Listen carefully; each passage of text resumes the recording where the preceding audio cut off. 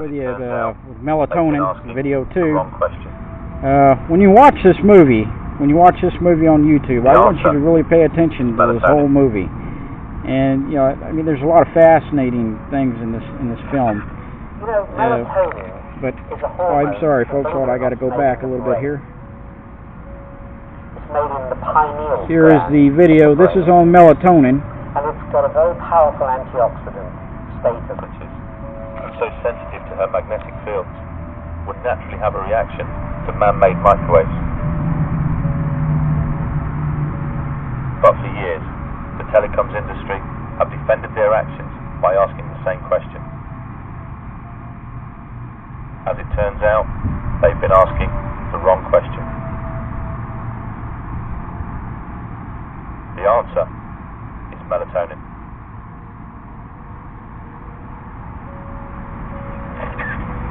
Melatonin is a hormone, and believe it or not, it's made in the brain.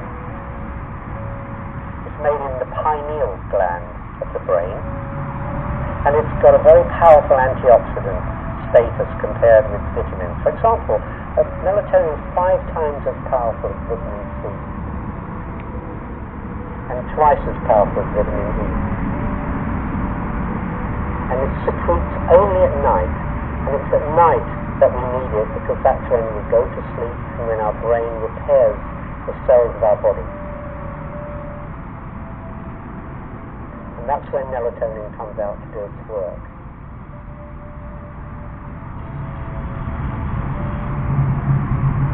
Each day, our body loses about 500 million cells. And at night, that's when our body replaces those cells. Through a process called cell mitosis, the dividing of cells. What it's doing is it's mopping up what are called free radicals. These free radicals are really the spare electrons left over from the process of making the energy which we need to repair ourselves in the first place. Each night, as our body repairs itself, millions of free radical cells are created as a byproduct of cell mitosis. These free radical cells attack healthy cells.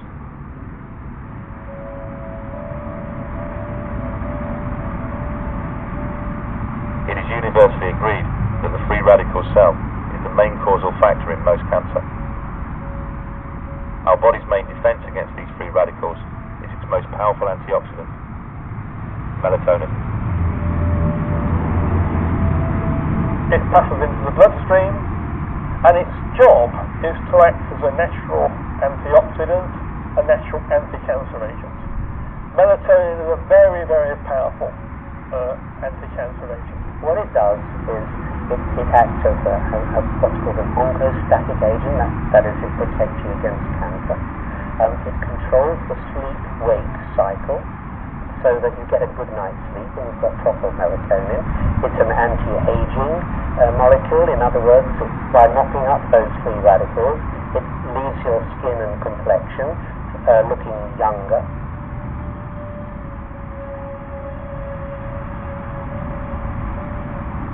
We have in our lab 12,000 studies, which we've collected over the years.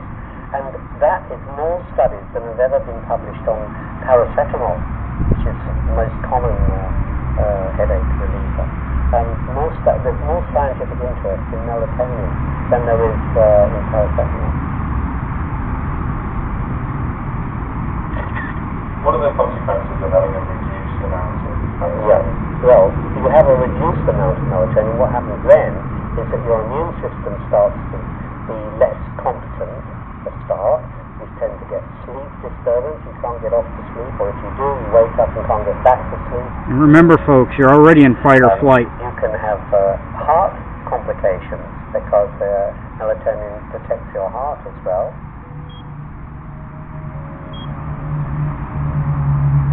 And you're much more prone to disease because your immune system is not functioning at its best. These are some of the things that happen when you have a lowered melatonin level. And for example, the average woman with breast cancer has only got 1/10 of the melatonin of a normal woman of her age. And for people with prostate cancer, they've got less than half the melatonin that they should have. Autistic children have less than half the melatonin levels that they should enjoy. Reduced melatonin in night shift workers, because they're working at night exposed to light, they get reduced nocturnal melatonin, is known to produce a 50% increase in breast cancer risk. And the International Agency for Research on Cancer, IARC, has actually classed night shift work as a class 2A probable carcinogen because of this melatonin reduction. There are lots of studies now showing that people on night shifts or people who are blind have different cancer rates than the average population. And most of those studies support the view that the absence or the lowered melatonin has an adverse effect on health. Because the body only repairs itself at night. Melatonin is only produced when the pineal gland senses that no light is present. What happens is that the pineal gland is light sensitive. It's sitting right where your brain receives signals from your eyes, that crossover point in the middle. It's called the suprachiasmatic nuclei, and the connections from there goes directly to the pineal gland to tell it whether there's any light around or not. If there's light around, then there's also interference with the signals the brain wants to send to our cells in order to repair them. So it says there's no point in the brain sending these signals out to our cells to tell them to repair, because there's so much interference that they won't hear it. So the brain waits until it's dark.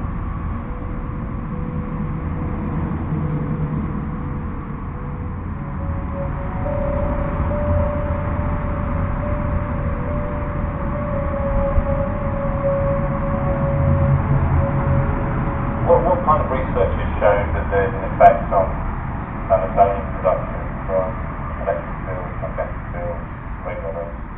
Right, well, the Patel Institute in America has done a lot of work on this way back from the late 1970s, in fact. And their scientists there, Barry Wilson and Dick Stevens and people like that, started thinking that because... Well, there you have it, folks. That is, again, the name of that episode is Resonance Beings of Frequency. You must watch this film. I am not kidding you. This is extremely educational. And if you're a TI, education is the only weapon you have, okay? You have to protect yourself. And this is one step towards protecting yourself. Now, I'm not a homeopathic doctor. I'm sure there's tons of stuff out there that you can do to protect yourself. But I'm just trying to do the best that I can. Okay, folks. Another thing in this video you really should see is the behind the eyes. You have these protein cells called cryptamines. I believe I have to watch this again, but supposedly these cells give you the ability to tell which way's north, south, and east without having a sense of direction. And the reason these cells, that could be another reason why they're flashing those headlights on you and all that, is to dim this down, your sense of direction, your fine. I remember reading about when I had my eye problems. I remember reading about the optic nerve, and if the optic nerve gets damaged, it messes with your ability to pay attention to fine detail. And being a target individual, being in your surroundings, knowing what's in your surroundings is very important. So that's probably another reason why they're using headlights on you. Other than that, they're with the people that are allergic to the quinolones, they're definitely using that to break you down. But okay, folks, over and out.